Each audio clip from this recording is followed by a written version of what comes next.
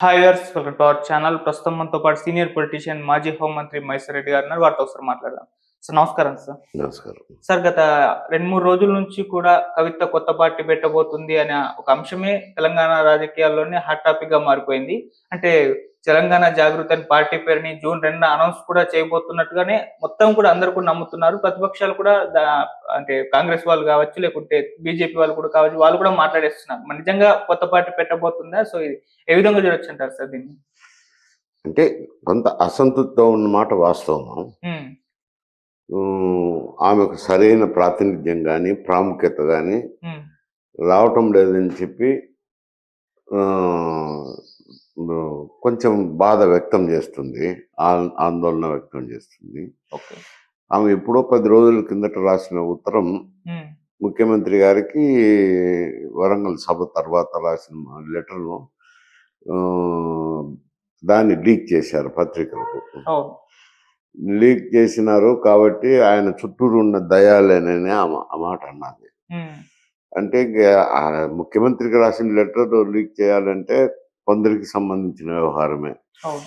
అందరూ చేయలేరు కదా లెటర్ లీక్. హ్మ్. అందుకని ఆమె కొంచెం అసంతృప్తితోనే ఉన్నారు. నాకు ప్రాధాన్యత లేదు, నాకు పార్టీలో ఏమి లేదని. దాని మీదట నిన్న ఇద్దరు రాయబారం కూడా వెళ్ళారు ఆమె దగ్గరికి. హ్మ్. ఎందుకు బాగుండదు, పార్టీకి నష్టం జరుగుతుంది అని. హ్మ్. లేదు, ఆమె అంత గట్టిగానే ఉన్నట్టుంది. నాకేదో రేపు అధికారంలోకి వస్తే నా ప్రాధాన్యత ఏంది, నా స్థానం ఏమిటి నాకు తెలియజెప్పాలని. కొంచెం తండ్రి గారు కూడా ఫోన్లో మాట్లాడినా ఆమె ఇంకా పట్టు సడలించలే. ఓకే. అయితే పార్టీ పెడుతుందా లేదా అనేది తర్వాత సమాచారం. ఎందుకంటే పార్టీ పెట్టడం పెద్ద క్లిష్టతరమైన సమస్య. ఓకే. మరి పార్టీ పెడుతుందా లేదా అనేది ఆమెకు సంబంధించిన వ్యవహారం. దాని గురించి బయటికి రావటం లేదు.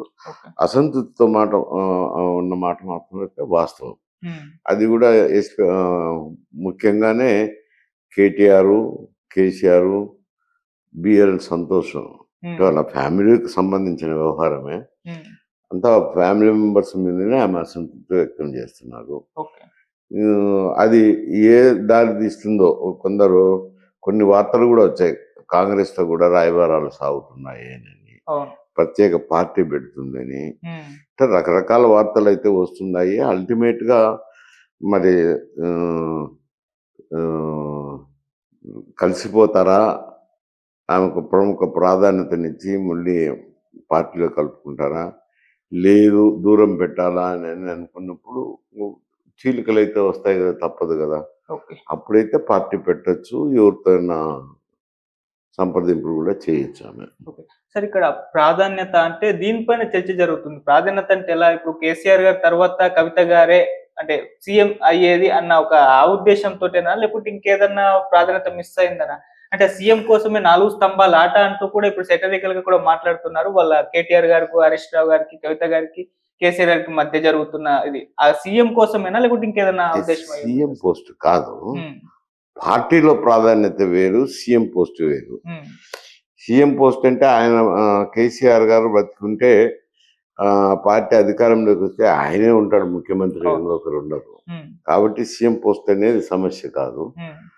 పార్టీలో తనకు రావాల్సిన ప్రాధాన్యత రావడం లేదు. ప్రాధాన్యత వాళ్ళ ముగ్గురికే వస్తుంది. నాకు రావటం లేదనేది. హ్మ్. ఇంపార్టెన్స్ రావటం లేదని. ఓకే. పార్టీలో పట్టించుకోలేదు, నాకు ఇంపార్టెన్స్ ఇవ్వటం లేదు, నన్ను నెగ్లెక్ట్ చేస్తున్నారు అని చెప్పి హ్మ్. ఆ అభిప్రాయంతోనే ఉండారు. హ్మ్.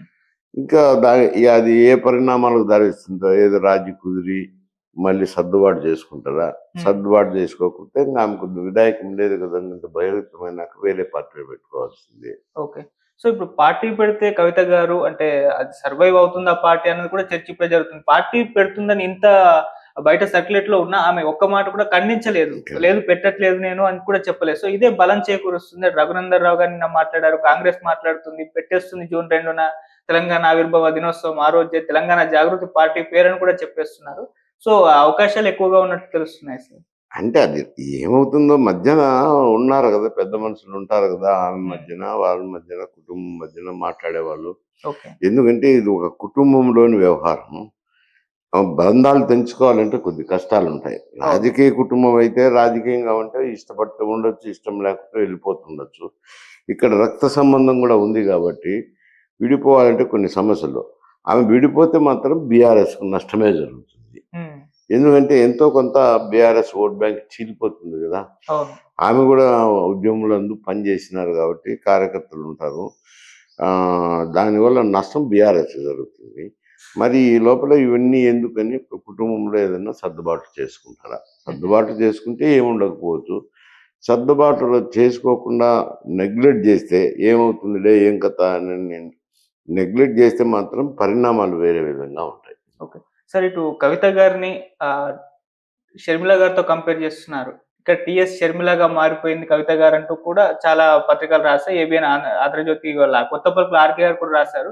సో, ఇలా సర్క్యులేట్ చేసి కంపేర్ చేస్తున్నారు షర్మిల గారితో, కవిత గారితో. మరి నిజంగా కంపారిజన్ కరెక్ట్ అంటారా సార్? అంటే కంపారిజన్ అని కాదు. అక్కడ కూడా కుటుంబంలో కలహాలతోనే ఆమె ఒక పార్టీ పెట్టడం అయితేనేమి, హ్మ్.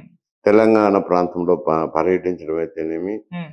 తర్వాత ఆ పార్టీని రద్దు చేసి కాంగ్రెస్ పార్టీలో చేరి కాంగ్రెస్ పార్టీ అధ్యక్షురాలైంది. హ్మ్. అక్కడ కూడా ఒకే కుటుంబం కదా!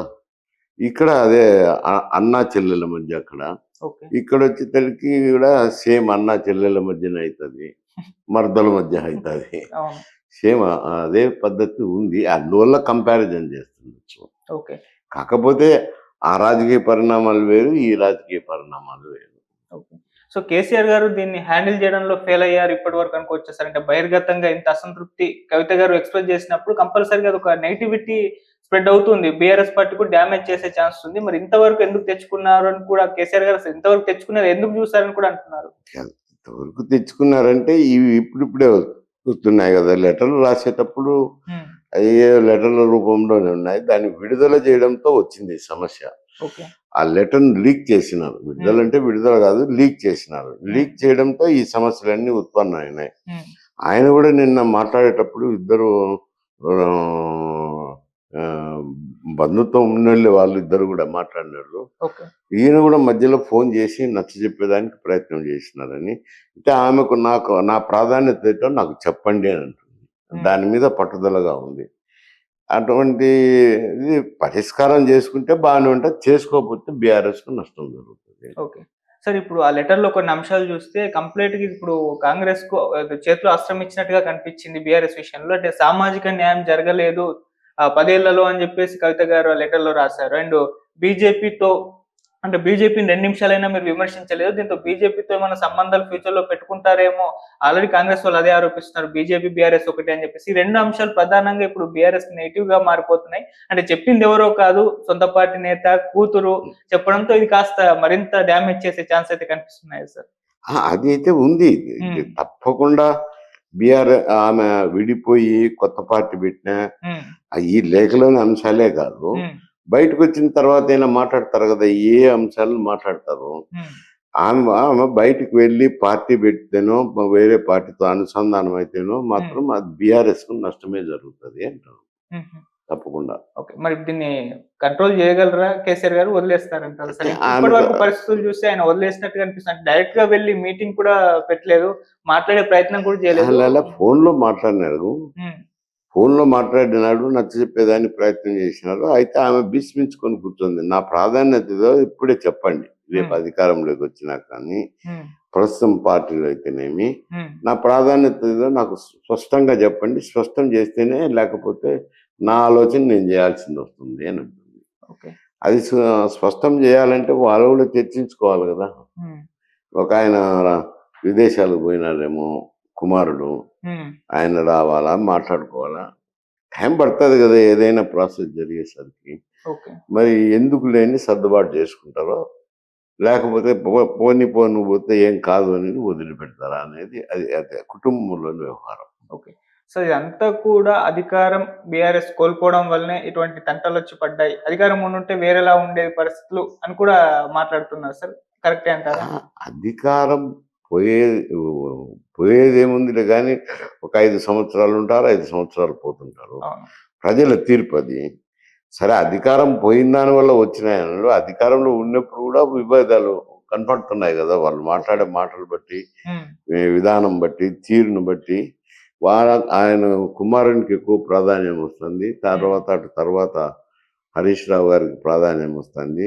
ఇంకొక ఆయన సంతోష్ అని ఇంట్లోనే ఉంటారు, ఆయన కూడా రాజ్యసభ మెంబర్గానే ఉండాలి. ఉమ్.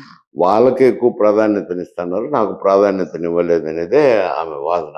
ఓకే సార్, గతంలో కూడా మనమే డిస్కస్ చేస్తాం. హరీష్ రావు గారి విషయంలో కూడా ఆయన బీజేపీలో చేరబోతున్నారు, ఆయన సొంతంగా పార్టీ పెట్టబోతున్నారు అని అప్పుడు కూడా వార్తలు వచ్చాయి. అధికారం కోల్పోయిన కొన్ని మంత్స్ తర్వాత అలా రకరకాలుగా చర్చలు జరిగాయి. సో ఫ్యూచర్ లో హరీష్ రావు గారు కూడా వెళ్ళిపోయే అవకాశాలు కనిపిస్తున్నాయని చెప్పేసి, ఎందుకంటే కేటీఆర్ గారికి ఇప్పుడు మెయిన్ గా అదే పాయింట్ కదా, కేటీఆర్ గారికి ప్రాధాన్యత దక్కుతుంది, ఆయనే కేసీఆర్ గారు వారసుడు, ఇంకెవరు లేరంట్ అని ప్రొజెక్ట్ అవుతుంది. సో మరి హరీష్ రావు గారు కూడా తొందరలో ఏమైనా జరగచ్చు, అది కాదనిలేము, కుటుంబ వ్యవహారము. ఇప్పుడైతే ప్రాధాన్యత అయితే కేటీఆర్ గారికి ఉంది, ఓకే హరీష్ రావు గారికి ఉన్న కాడికి ఉంది, కానీ ఎక్కువ మాత్రం ప్రాధాన్యత కేటీఆర్కి ఉంది. ఉమ్, అది కుటుంబంలో ఎప్పుడైనా సమస్యలకు దారి తీసింది కదా, ఒక పక్క చెల్లెలు ఒక పక్క అవుతుంది, అవును బావగారు ఒక పక్క అవుతారు. ఇవి అందరూ మేము ఉద్యమంలో పాల్గొనేమే, మేము కూడా పని చేసినాం కదా, మాకు మా ప్రాధాన్యత కావాలి కదా అనేది అది జరుగుతున్న విషయం అయితే వాస్తవమే అంట. ఉమ్, ఇది అధికారం ఉన్నప్పుడైతే ఆ బలుపు మీద వాపు కనపడదు.